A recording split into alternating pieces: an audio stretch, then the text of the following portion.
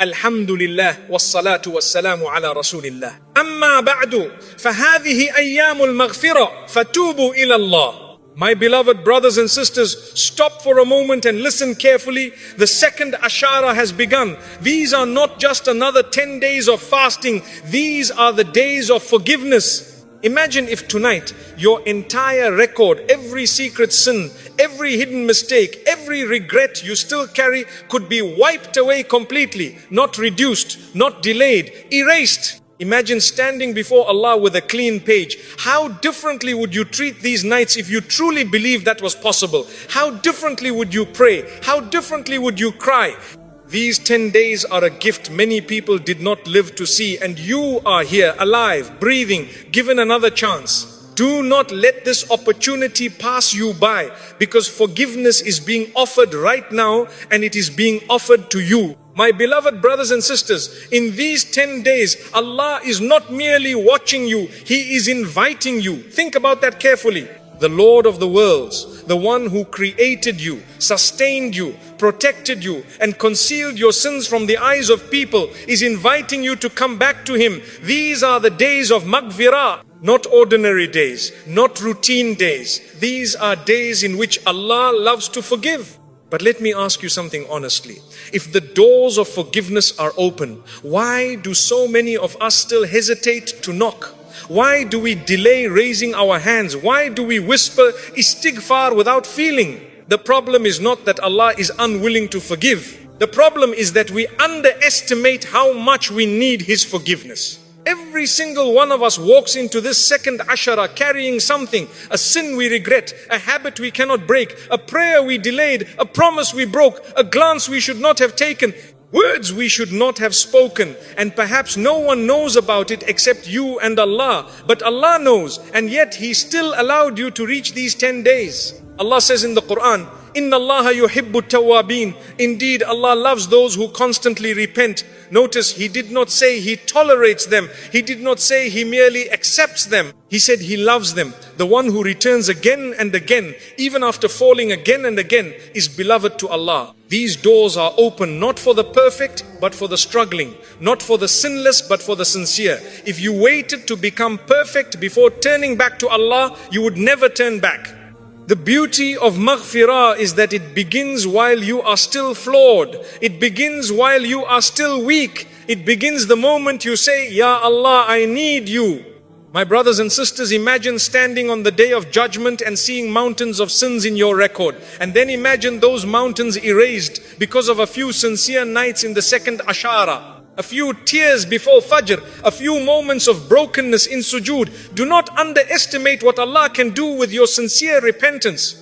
These 10 days are not just about saying Astaghfirullah with your tongue. They are about feeling regret in your heart. They are about making a decision that you want to change. They are about believing that Allah's mercy is greater than your mistakes. Shaitan wants you to think your sins are too big. Allah is telling you His forgiveness is bigger. So walk through these doors while they are open. Do not stand outside doubting. Do not stand outside delaying. Enter with humility. Enter with hope. Enter with tears.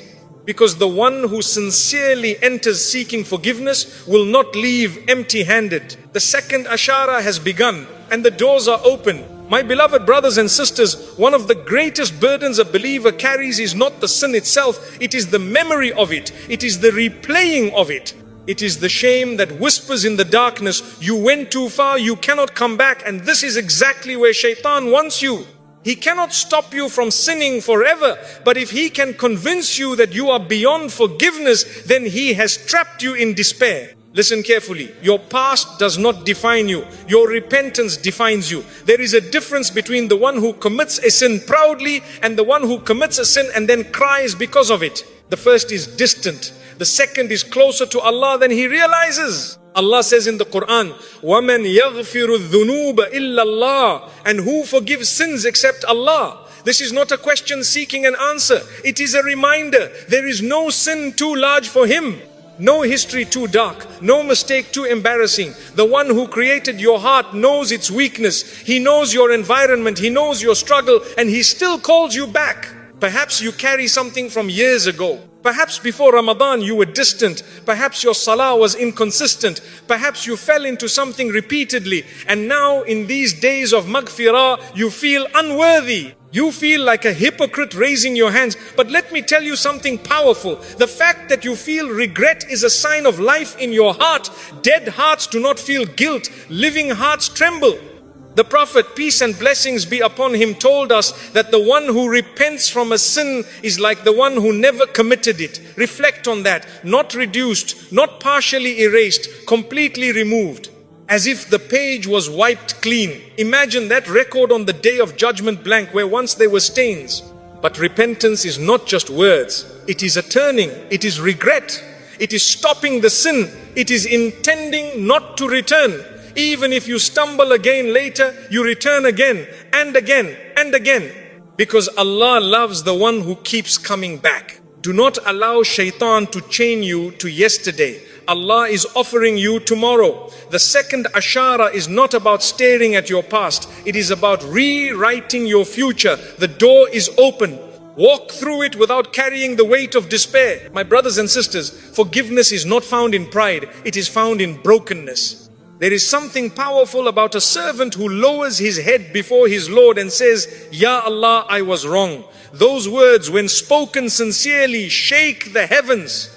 Sometimes we say Astaghfirullah quickly, casually, without reflection. But true istighfar comes from a heart that feels its need. When you stand in prayer in these 10 days, do not rush your sujood.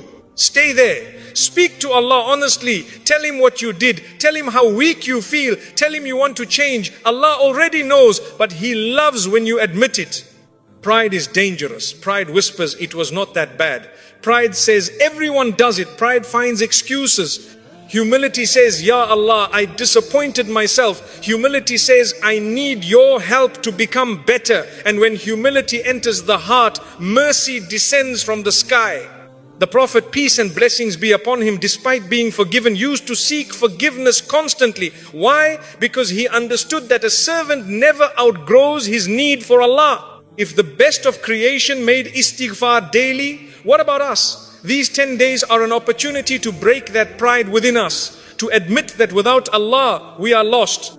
When you humble yourself before Allah, something changes inside you. The heart softens, the eyes moisten, the tongue becomes sincere, and Allah elevates the one who humbles himself for His sake. What may look like weakness in front of Allah is actually strength. What feels like brokenness is actually healing. Do not approach the second ashara with arrogance, thinking you are already good enough. Approach it as a servant desperate for mercy. Because the one who truly feels his need for forgiveness is the one most likely to receive it. My beloved brothers and sisters, one of the greatest mistakes we make is thinking that forgiveness is a single emotional moment. We wait for one powerful night, one tearful dua, one spiritual high, and we believe that is enough. But maghfirah is not built on one night. It is built on consistency. The Prophet, peace and blessings be upon him, the most forgiven of creation, used to seek forgiveness more than 70 times a day, and in another narration more than 100 times. Reflect upon that deeply. The one whose past and future sins were forgiven still filled his day with istighfar. Why? Because seeking forgiveness is not only about erasing sins, it is about polishing the heart. It is about renewing humility. It is about acknowledging that no matter how righteous you feel, you are always in need of Allah. Some of us only seek forgiveness when we feel guilty. But the believer seeks forgiveness even when he feels spiritually strong, even when he feels uplifted, because he knows that strength can disappear in a moment. He knows that without Allah's protection, he could fall again. So he keeps returning, not out of panic, but out of awareness. In these 10 days of maghfirah, do not let your repentance be seasonal. Let it become habitual. Say Astaghfirullah when you wake up. Say it after every salah. Say it when you remember a mistake from your past. Say it when pride creeps into your heart. Let your tongue remain moist with istighfar. Every sincere astaghfirullah does something unseen. A sin is erased, a rank is raised, a burden is lifted, a calamity may be pushed away. Perhaps you do not see it immediately, but Allah sees it. And He responds, Allah says, وَاسْتَغْفِرُوا رَبَّكُمْ ثُمَّ تُوبُوا إِلَيْهِ. Seek forgiveness from your Lord and then turn to Him. This command is not for one night only, it is for a lifetime. True Tawbah means you stop the sin. You feel regret for it. You intend sincerely not to return. And if the sin involved the rights of others, you correct what you can. Repentance is not a sentence. It is a shift in direction.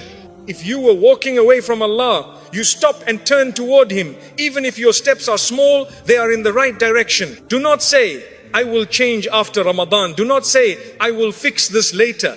The most dangerous whisper of shaitan is delay. How many people intended to repent next year but never saw another Ramadan? The fact that you are alive in this second Ashara is mercy. It is an opportunity. Every day you delay repentance, the heart becomes slightly harder. The sin becomes slightly easier. The guilt becomes slightly quieter. Do not let that happen.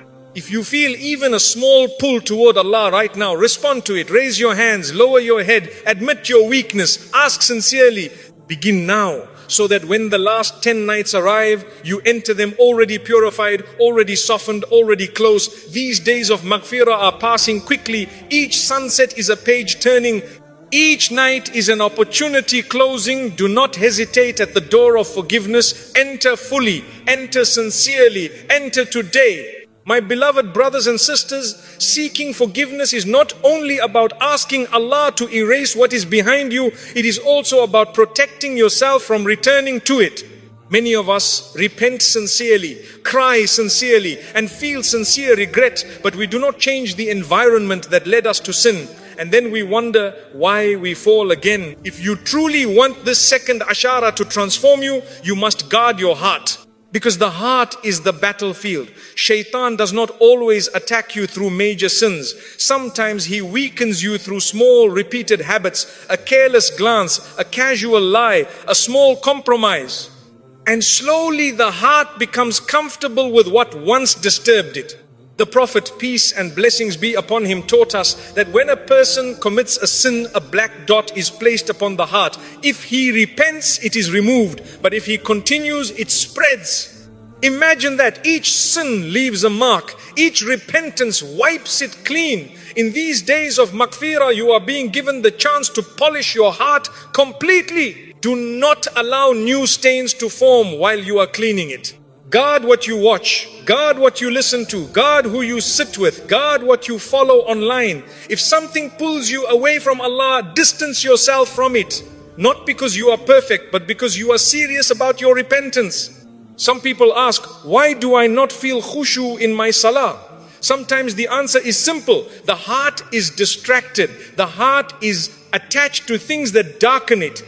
When you protect your heart, worship becomes sweeter, Quran becomes heavier on the scale, dua becomes more sincere.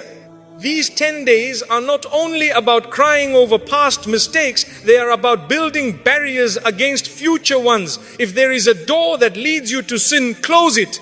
If there is a conversation that weakens your iman, end it. If there is a habit that repeatedly drags you down, replace it. Remember, Allah does not expect perfection from you. He expects effort. And when He sees you striving to protect your heart for His sake, He sends help you did not expect, strength you did not know you had, openings you did not imagine. Make this second Ashara a turning point, not only in emotion but in action. Protect your eyes, protect your tongue, protect your time. Because the heart that is protected becomes a place where forgiveness settles and remains. Increase your private worship. My beloved brothers and sisters, one of the signs of sincere repentance is that your private life begins to change. Anyone can appear righteous in public. Anyone can fast in front of others. Anyone can post reminders online. But what about when you are alone?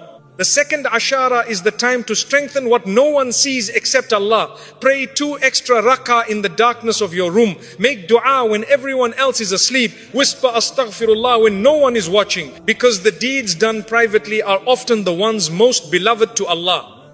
There is something powerful about standing alone at night and saying, Ya Allah, no one knows this about me except you. In that moment, your sincerity is tested. In that moment, your heart is exposed. And in that moment, Allah's mercy descends.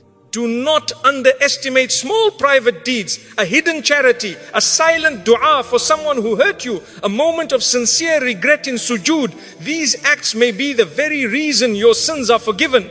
When your private worship increases, your public life improves automatically. Your character softens, your patience increases, your speech becomes cleaner. Why? Because you are building a relationship with Allah that is not dependent on people.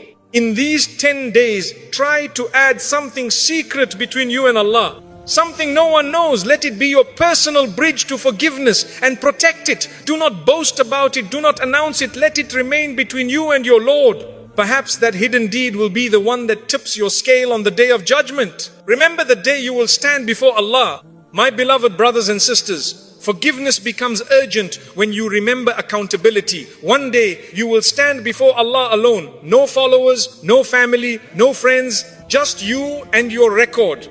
Imagine that moment, your deeds laid out before you, the sins you forgot, the words you dismissed, the opportunities you wasted, and then imagine seeing pages erased, lines removed, records cleansed because you sought forgiveness sincerely in these 10 days. Allah tells us that every soul will see what it has put forward. Nothing hidden, nothing lost. That reality should not terrify you, it should motivate you because you are still alive. You are still able to change what will appear on that day. These days of maghfirah are a gift before accountability. Allah is allowing you to clean your record before it is displayed. Do not waste that mercy. When you feel lazy in worship, remember that standing. When you feel tempted to return to a sin, remember that standing. When you feel like delaying repentance, remember that standing. A believer lives between hope and fear. Hope in Allah's mercy, fear of standing before Him with sins unrepented. The balance of those two keeps the heart awake.